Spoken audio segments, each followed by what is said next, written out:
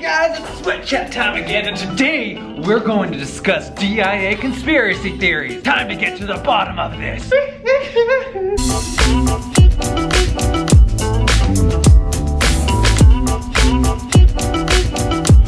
when someone says Colorado, the first thing you usually think about is the square state, Denver, and marijuana. But for the majority of people out there, the first word that comes to mind is not conspiracy theory, but Denver International Airport is the center of it. And that's why I'm here today to shed light on this topic.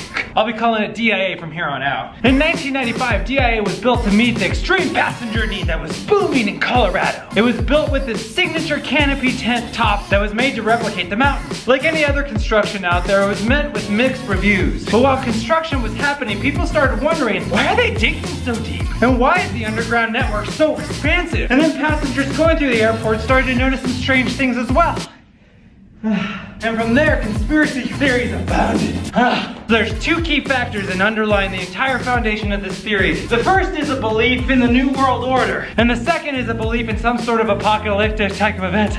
The story takes several different forms, which makes sense as it hasn't happened yet. And it is a conspiracy after all. The basic framework of the story goes something like this. A god or government created apocalyptic event is going to come. When it does come, the only people that are going to survive are the people in these secret societies. Elites of society, if you will. DIA is seen as a safety ground for those people to go when it happens. This has been chalked up to both stonemasons and Nazis. You say, oh whatever, these are just probably made up baseless accusations. They probably have no evidence whatsoever. Alright, well how about this? When you're next walking around DIA, look closely at some of the stones. You'll see Freemason markers everywhere. Now that's not that strange overall, right? Freemasons build stuff, of course they'd be involved. Except there's one stone that says dedicated to the New World Order. Huh? Conspiracy! Now there is probably some explanation for this, but it is a little fishy that it says that. That's pretty specific terminology. New World Order. And let's be even more honest, stonemasons are kind of creepy when you think about it. They're kind of everywhere. I mean, you hear stories about their secret handshakes and their secret society clubs. That isn't really that far-fetched after all. Alright, if the blatantly obvious New World Order sign wasn't enough to convince you, how about this? Go to level 5 in the Jepson terminal and look at the painting that's there. A little shocking, isn't it? What you see depicted is like a Nazi character stabbing a dove while he leaves a wake of dead children and people behind him. Who would think that this is a good idea for airport art? Come on! Oh, hey there, Joe, morning to ya. Hey Steve, how's it going? So I had this great idea overnight. How about we put up a painting of a Nazi stabbing a dove? It'll be there for all the patrons of the airport to see. I'm sure it'll evoke some feelings of happiness, goodness, and well-being. Brilliant idea!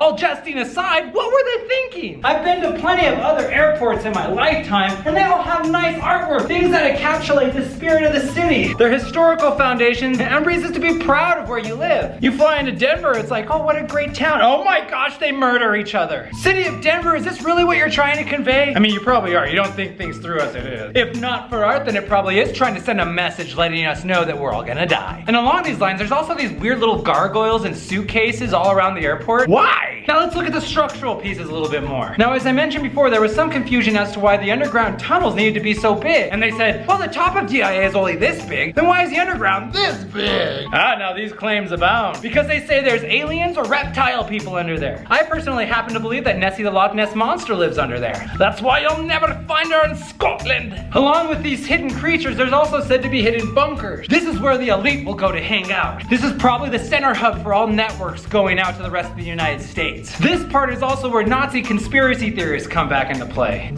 People have made the creepy and ominous claims that there's actually gas chambers under there. Now, continuing with the creepy weird Nazi theory, they say that if you zoom out and look overhead, that the way the runways are laid out is in the shape of a swastika. So essentially, this theory holds that it's Captain America come to life. Instead of Hydra, it's just actually Nazis still. Now let's talk about the strangest piece of evidence of them all. Lucifer. Yes, another creepy piece of artwork. For some reason, Denver also thought that this piece of art should represent the entire airport. Let's put it on the front when everybody's driving in. It's this big blue horse with these giant, bulging red demon eyes. Now this horse is scary in of itself, but the scariest part is that it killed its maker. That's right, you heard me correctly. It murdered its artist. Story goes that Lucifer was hanging while the artist was working on it, and Lucifer cut the cord and let himself fall through straight on top of him, crushing the poor man and taking his life. His son then came and later finished it. Now in Denver, Lucifer is known as one of the 4 horsemen of the apocalypse. I don't know which plague he's bringing in, but he's bringing something because he's freaking creepy. So let's tie this story together now. The New World Order runs into town and says, hey, we're gonna create some giant apocalypse. We're gonna kill off everybody that's not important and start our own new world. Our own New World Order. Let's call it New World Order. And they say, where do we build it? Maybe Area 51? No, Area 51's already been taken. That's all the conspiracy stuff over there. Let's go somewhere no one would expect. There's a small chunk of land that's about 20 miles outside Denver. So when they started construction, they built all these underground tunnels and networks so that way when they destroyed the rest of the world, they'd be able to communicate and live. They brought other superior life forms with them so that way they could get together. Above ground there would be chaos, chemical warfare, death, and pestilence would run rapid. Under the ground, the superior races would hunker together to make a better life. All making sense, isn't it, huh? Now before you run to the comment section and start calling me an idiot, I get it. It's conspiracy theories. There's not necessarily any type of, substantial weight behind it. But it is interesting. I also understand that there's supposed explanations for all the different types of artwork and plan layouts. But I mean, think about it. Isn't that exactly what they want you to think? Well, that's enough of me blabbing. What do you guys think? Have you ever gone through DIA and seen all these creepy, crazy things? If not, I recommend that whenever you do go through there, start looking for some of these weird things. You might get the chills. And how about where you live? Do you have any weird conspiracy theories there too? Let me know in the comments below. And as always, if you like this content, make sure you like and subscribe. Always helps my channel out, and I greatly appreciate it. Alright, well I'm done conspiracy theorying about all this stuff. I'm gonna go shower, and I'll see you guys next time.